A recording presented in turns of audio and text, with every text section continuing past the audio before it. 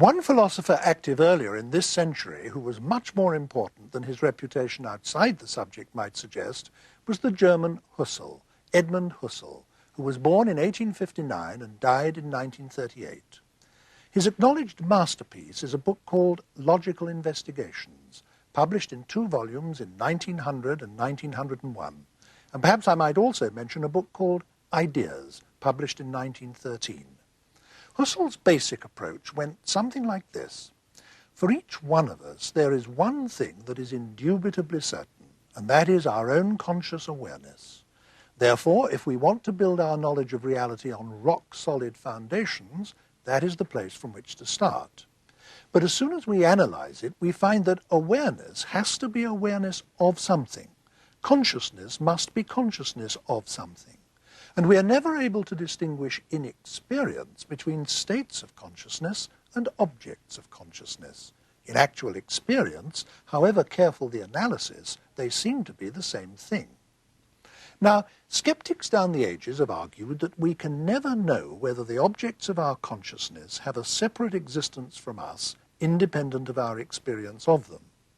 Husserl conceded that, but insisted that they do indubitably exist as objects of consciousness for us, whatever other status they may have or lack, and therefore that we have direct access to them as objects of consciousness and can investigate them as such, without making any assumptions about their independent existence. Thus, he launched a school of philosophy devoted to the systematic analysis of consciousness and its objects. This school is known as phenomenology, and one use of that word phenomenology continues to this day to refer to whatever is given in direct experience, regardless of any question of independent existence. And our direct experience, of course, encompasses not only material objects, but all sorts of abstract things, such as music, mathematics, not to mention our own thoughts, pains, emotions, memories, and so on. One of Husserl's followers, Heidegger, struck out on his own with a book called Being and Time, published in 1927 and dedicated to Husserl. This book became the fountainhead of modern existentialism, though Heidegger never actually liked having the label existentialist attached to him. He went on to produce a great deal more philosophical work in the course of a long life. He died in 1976 at the age of 86, and much of that work was influential, but Being and Time remains his masterpiece. Later existentialist thinkers, especially Jean-Paul Sartre, became better known to the general public and did more to propagate existentialist ideas outside the confines of academic philosophy. But Heidegger remained very much their master.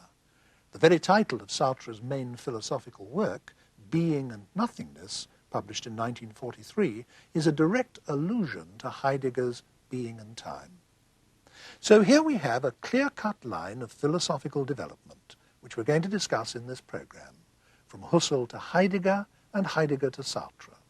And perhaps we might mention one other figure, Maurice Merleau-Ponty, who published an important book in 1945 called The Phenomenology of Perception.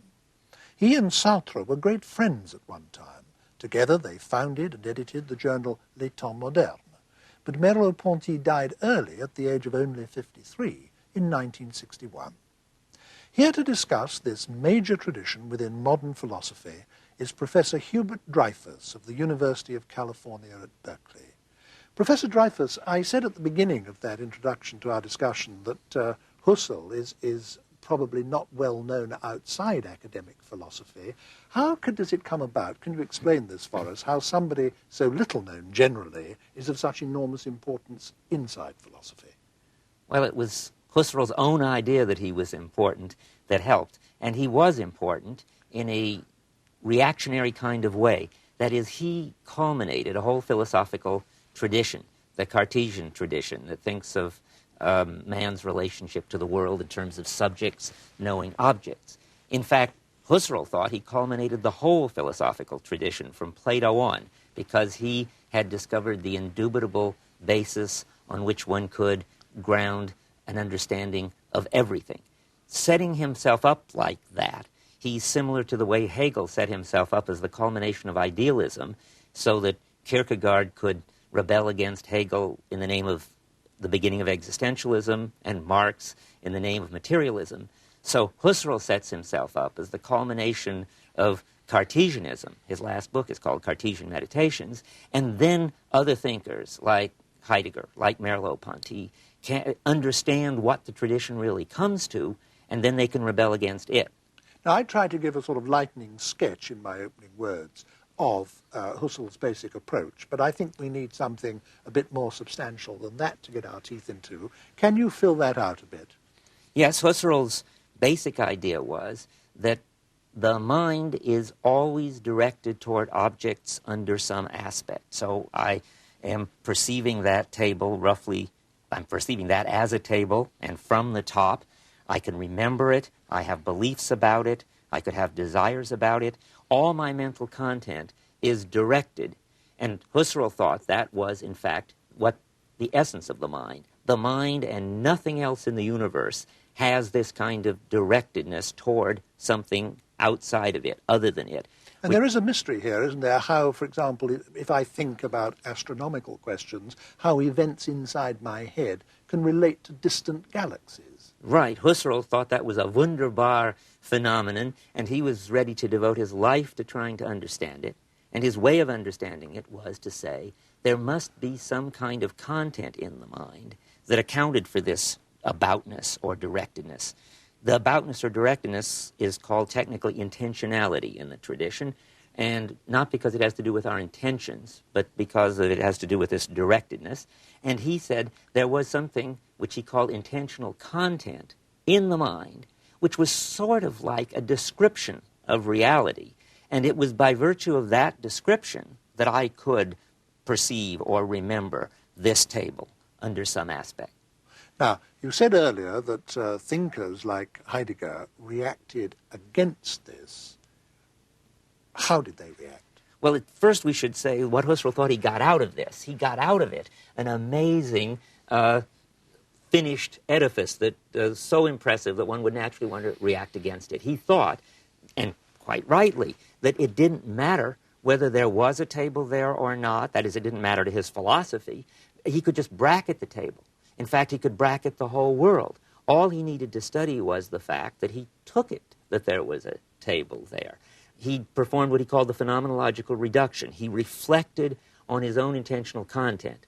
And what was special about that, according to him, was he had an indubitable basis to start from. It wasn't just that he had some kind of evidence that he took that to be a table. As he put it, he had indubitable evidence that he had himself produced. Taking it to be a table was just taking it to be a table. He couldn't be wrong about that. Secondly, he had absolute grounding, because I couldn't experience anything. Music, other people, tables, galaxies, as you mentioned. I couldn't experience anything at all except by virtue of my directed mental content. So he thought he had discovered the indubitable foundation, which is the condition of the possibility of our being able to encounter anything. And he found it in this relation of subjects directed toward objects. Now, that is, as you say, the culmination of a whole tradition of philosophy, stemming at least from Descartes, if not from before, of seeing man's situation as that of a subject confronted by objects. Now, it's that really Heidegger reacted against. That's right. That Cartesian tradition became so clear, and in a certain way so persuasive in Husserl, that Heidegger was driven to see whether that really was the true description of the phenomena, because Husserl kept saying we must go to the things themselves and let them show themselves as they are in themselves. And when Heidegger actually looked at the way human beings are related to the world, he found that it wasn't as subjects related to objects at all, that awareness and consciousness didn't play any role. Now that seems very strange. How could it be? Well, he took as his example, and he was good at going to simple examples, hammering.